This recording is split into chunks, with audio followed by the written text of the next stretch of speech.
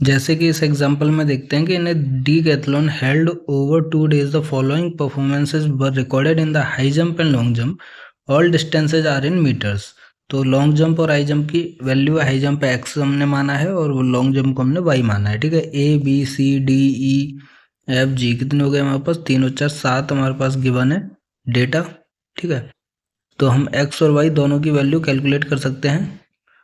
तो इस डेटा के अंदर हमारे पास एक अननोन वैल्यू है वाई के अंदर, एक्स के अंदर, और एक है हमारे पास वाई के अंदर भी। ठीक है, तो हम इन दोनों वैल्यू को कैलकुलेट कर सकते हैं।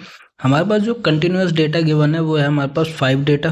तो हम इसी डेटा का यूज करके वाई ऑन एक्स और एक्स ऑन वाई की इक्वेशन लिखेंगे। ठीक है, और फिर हम अननोन डेटा को कैलकुलेट करेंगे। ये चीज़ आपको याद रखनी है कि हम इन्हीं 5 डेटा का यूज करेंगे। ठीक है, तो हमें एक्स बार निकालना है तो इन 5 वैल्यूज को ऐड ऑन करके डिवाइडेड बाई 5 करना है। ठीक है, उसके बाद हमें वाई बार निकालना है तो इन 5 वैल्यूज को ऐड ऑन करके डिवाइडेड बाई 5 करना है। तो हमारे पास एक्स बार और वाई बार की वैल्यू निकल आई। अब हमें एस एक्स वाई निकालना है, उसके लिए हमें मल्टीप्लाई करना पड़ेगा। तो उसके लिए एक अलग से रो बनाते हैं हम। ठीक है, और इन दोनों वैल्यूज को इन सभी 5 डेटा के हिसाब से वैल्यूज एक्स वाई को मल्टीप्लाई करके डिवाइडेड बाई 5 करेंगे। तो हमें एस एक्स वाई 1/n, ठीक है, समेशन ऑफ एक्स वाई की वैल्यू है ये, एक्स बार इंटू वाई बार है, तो ये वैल्यू हमारे पास एस एक्स वाई की मिल जाएगी। वहीं एस स्क्वायर एक्स की निकालनी है तो हमारे पास इन्हीं 5 डेटा का स्क्वायर करके समेशन करना है। और 1/n मतलब 1/5 हो गया हमारे पास, n मतलब 5 के डेटा को हम यूज कर रहे हैं।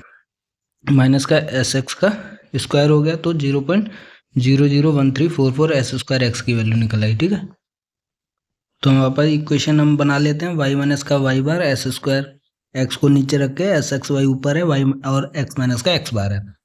तो हमारे पास ये जो इक्वेशन बनी वो बनी हमारे पास वाई ऑन एक्स की। इसका मतलब हम वाई को प्रिडिक्टेड वैल्यू कैलकुलेट कर सकते हैं for the given value of x. ठीक है, तो इसका मतलब है कि हमारे पास जो एक्स की वैल्यू गिवन है 1.92, उसके बेसिस पे हम वाई की वैल्यू निकाल सकते हैं जो एब्सोल्यूट वैल्यू है। और इक्वेशन आई हमारे पास वाई इज इक्वल टू 2.119, जिसमें ये स्लोप हो जाएगा, ग्रेडियंट हो जाएगा, और ये हमारे पास इंटरसेप्ट हो जाएगा ऑन वाई एक्सिस। ठीक है, तो उसी के हिसाब से देखते हैं कि x की वैल्यू 1.92 पे y डैश की वैल्यू अगर हम निकालते हैं तो हमारे पास 6.38 मीटर आ रहा है। तो now to estimate f high jump accurately we need a line for which the sum of horizontal distances from it is minimum. तो अभी तक हमने क्या है, y के हिसाब से जो मिनिमम था D square, summation of D square, उसको मिनिमम किया था। अब हॉरिजॉन्टल डिस्टेंस के हिसाब से समेशन ऑफ डी स्क्वायर को मिनिमम करना पड़ेगा। उसके लिए हमें एक्स ऑन वाई की इक्वेशन लिखनी पड़ेगी। ठीक है, एक्स ऑन वाई सिंपल है, जैसे वाई ऑन एक्स की इक्वेशन है हमारे पास वाई माइनस वाई बार एस एक्स वाई अपॉन में एस स्क्वायर एक्स है। ठीक है, और एक्स माइनस एक्स बार है। उसी को हम अगर एक्स ऑन वाई लाइन की इक्वेशन लिखते हैं वो है हमारे पास एक्स माइनस एक्स बार। ठीक है, एस एक्स वाई सेम रहेगा, यहाँ पे एस स्क्वायर एक्स की जगह एस स्क्वायर वाई हो जाएगा और यहाँ पे वाई माइनस वाई बार हो जाएगा। ठीक है, ये इक्वेशन है हमारे पास एक्स ऑन वाई लाइन की। और एस स्क्वायर वाई हमें पता ही है कैसे कैलकुलेट करना है। ठीक है, स्क्वायर रूट हट जाएगा स्क्वायर करने पर, तो 1/n summation of Y square minus का वाई बार का स्क्वायर। ठीक है, अब समेशन वाई स्क्वायर हमें निकालना पड़ेगा उन्हीं 5 डेटा का। तो ये जो 5 डेटा है इनका स्क्वायर करना है हमें और एड ऑन करके समेशन ऑफ वाई स्क्वायर निकालना है। ठीक है, तो हमारे पास जो इक्वेशन है एक्स ऑन वाई की वो है हमारे पास एक्स माइनस एक्स बार हमने निकाल रखा है ऑलरेडी 1.8954। ठीक है, एस एक्स वाई हमने निकाला, एस स्क्वायर वाई हम निकाल रहे हैं 1/n summation of Y square minus का वाई बार का स्क्वायर से। ठीक है, तो वो पुटअप कर दिया और वाई माइनस का वाई बार हो गया। तो जो एक्स ऑन वाई लाइन है वो हमारे पास ये इक्वेशन बनी X is equal to 0.284 Y plus का 0.095।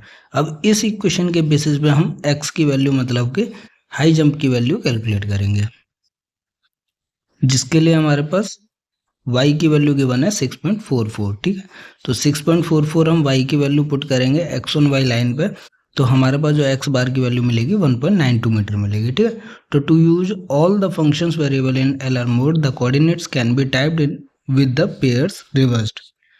तो जो अननोन डेटा थे हमारे पास दो, x इज इक्वल टू 1.92 पे y डैश की वैल्यू आई 6.38 मीटर और y इज इक्वल टू 6.44 पे x डैश की वैल्यू आई 1.92 मीटर। ठीक है,